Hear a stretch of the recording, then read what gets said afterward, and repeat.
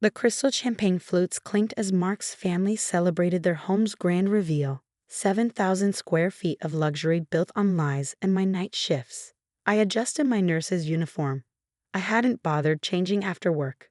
It felt appropriate to wear it here, among the people who had benefited from my endless overtime. Darling, my mother-in-law Diana's voice dripped with familiar condescension. Couldn't you have worn something more suitable? This is a special occasion. Oh, I know exactly how special it is. I smiled, thinking of the certified letters in my bag.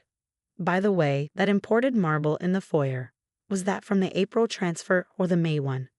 Diana's perfectly lined lips parted slightly, the first crack in her composure.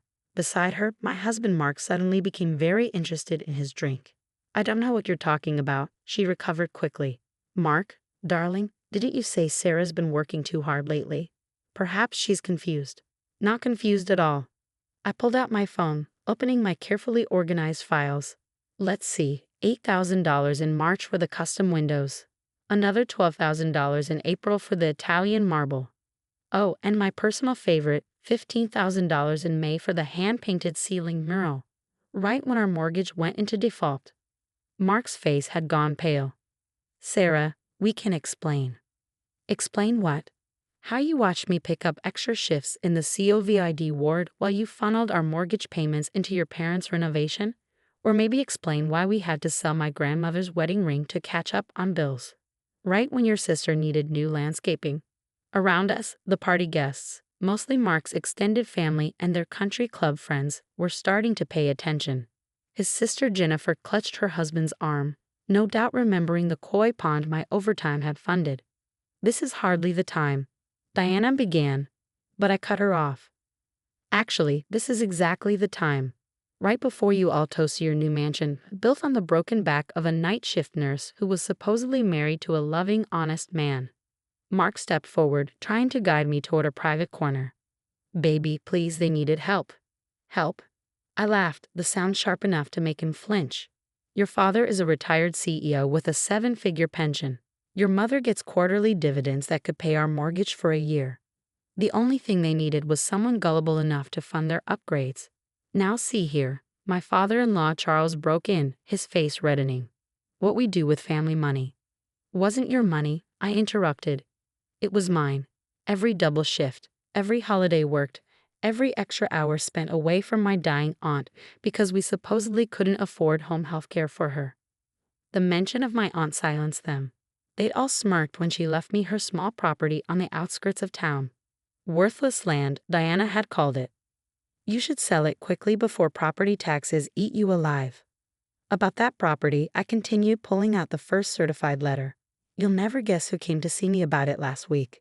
The City Planning Committee. Diana's champagne glass froze halfway to her lips. Turns out that worthless land is exactly where they want to build the new regional hospital. Prime location, they said. Perfect accessibility. I watched comprehension dawn on their faces. They're offering $17 million. The silence in the marble-floored foyer was absolute. Even the catering staff had stopped to watch. 17. Mark stumbled over the number. But you said we should keep making payments on this house. I wanted to see how long you keep lying, I replied calmly. 3 more transfers to your parents' accounts, as it turns out. Even after I told you I'd inherited enough to clear our debt. Jennifer stepped forward, her expensive heels clicking on the marble I paid for. Sarah, you have to understand. This house is a family legacy. No, this house is a monument to theft, I corrected her. And according to my forensic accountant, about 40% of it belongs to me. Well, belonged to me. I've sold my interest in the property to the hospital board. You can't do that, Charles sputtered. This is our home. Actually, I can, and I did.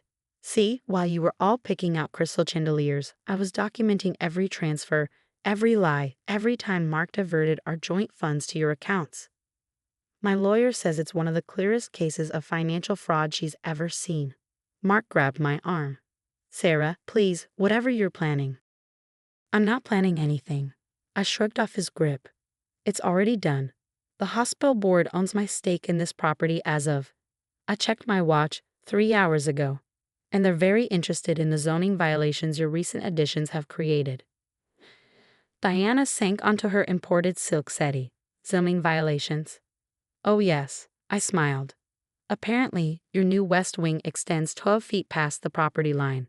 The city's very concerned about that, especially since they'll need that access road for ambulances. The second certified letter felt heavy in my hands as I withdrew it. This is for you, Mark. Divorce papers. Don't worry about contesting anything. The settlement's already been worked out with the DA's office as part of their financial fraud investigation. The DA's office? Jennifer's husband, William, a junior partner at a local law firm, suddenly looked very uncomfortable.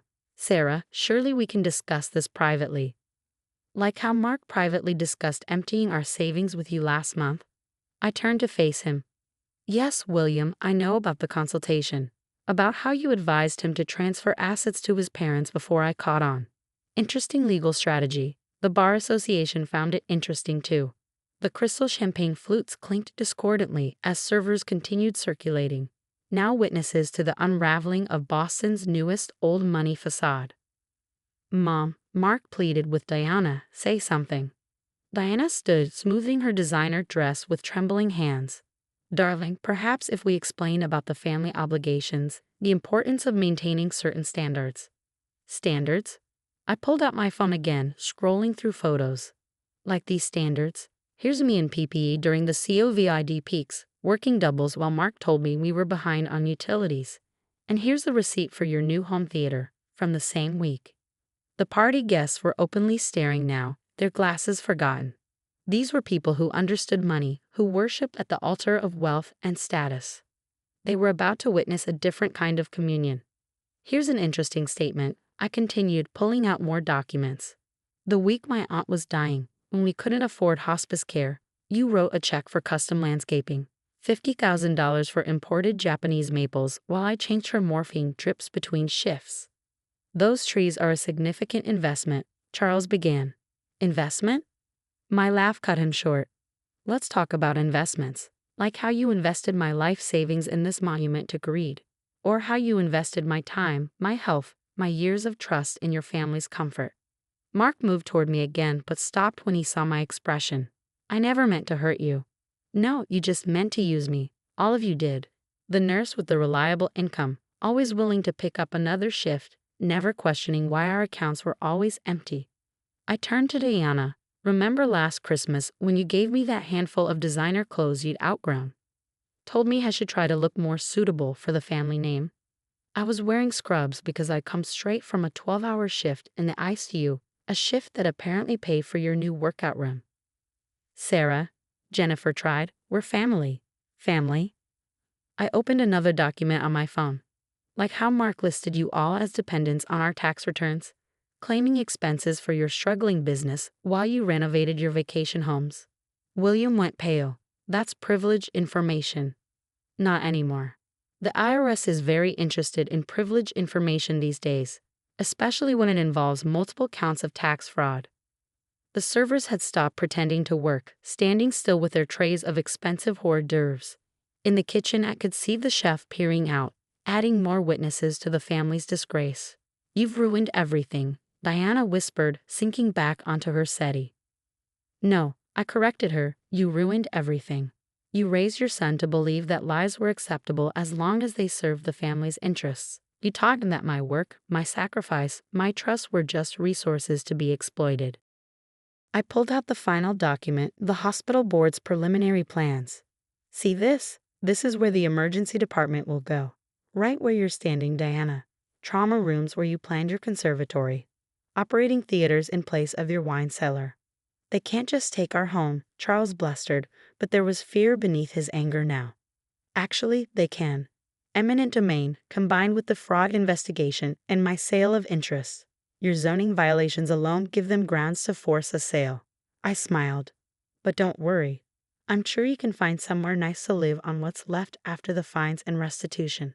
Mark hadn't moved, staring at me as if seeing me for the first time. Perhaps he was. Perhaps he'd never really seen me at all, too blinded by his family's expectations and entitlement. The rings, he said suddenly. Your grandmother's rings that we sold. You said we needed the money for bills. I never sold them, I replied quietly. They're in my aunt's safety deposit box, along with every document, every record, every piece of evidence I've collected over the past 7 years. I knew someday I'd need proof of what you'd done, what you were all still doing. The sound of cars pulling up outside made Diana rush to the window. There are news vans, she said faintly. Charles, there are reporters. Of course there are, I nodded. The city's announcing the new hospital location today. Your house, the hospital board's new property, is about to be very public news. I believe they're calling it the Chen Memorial Medical Center, after my aunt.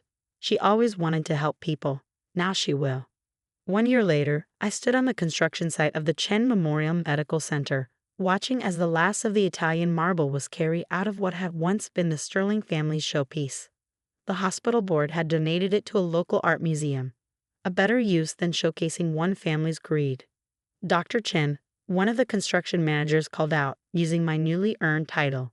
I had finally finished my DNP program, paid for with part of the settlement money. The foundation inspection is ready. Mark had tried to contest the divorce, but faced with evidence of financial fraud and the DA's investigation, he accepted the terms. Last I heard, he'd moved into a small apartment and taken an entry-level position at a firm where his family name carried no weight. Diana and Charles had been forced to sell their vacation homes to pay the IRS penalties. Jennifer's husband, William, had been disbarred for his role in the fraud.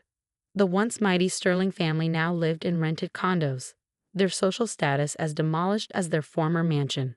The emergency department design is finalized. Howard, my aunt's former attorney and now the hospital board's legal counsel, walked up with blueprints: 5 trauma bays, 3 operating rooms, and a dedicated staff wellness center.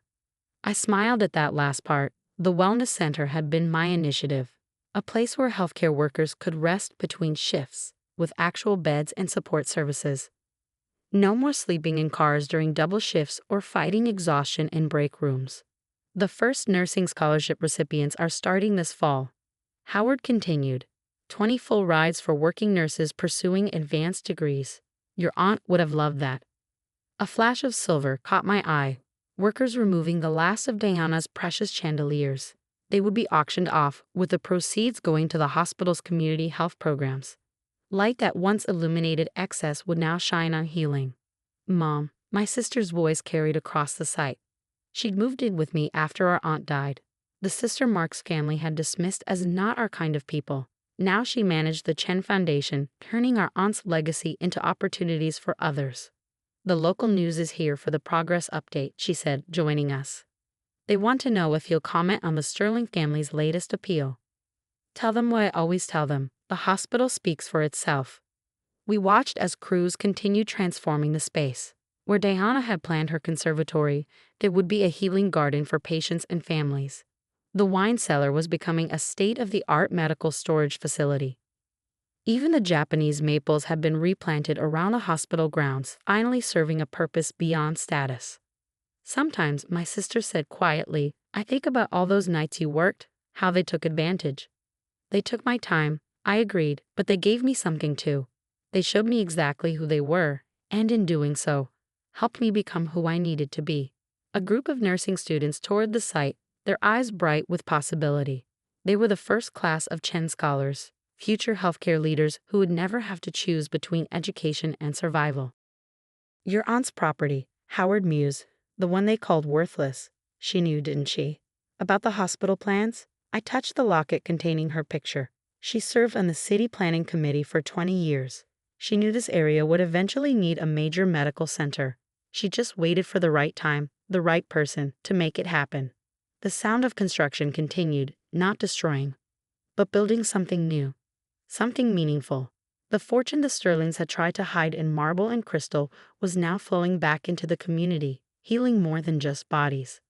The first emergency department shift starts in 6 months, I said, checking the project timeline. I've already volunteered to work it. Still pulling night shifts, my sister teased. Some night shifts are worth it, I replied, watching the sun set behind the rising hospital walls. Especially when you know exactly who you're working for. Where greed had built a mansion, compassion was building a hospital. Where lies had flourished, truth would now save lives. It wasn't revenge, it was restoration, returning resources to their rightful purpose, serving others. The Sterlings had taught me that family isn't about shared names or shared wealth. It's about shared values, shared purpose, and shared commitment to something larger than ourselves. In the end, their greatest gift had been showing me exactly what I didn't want to be.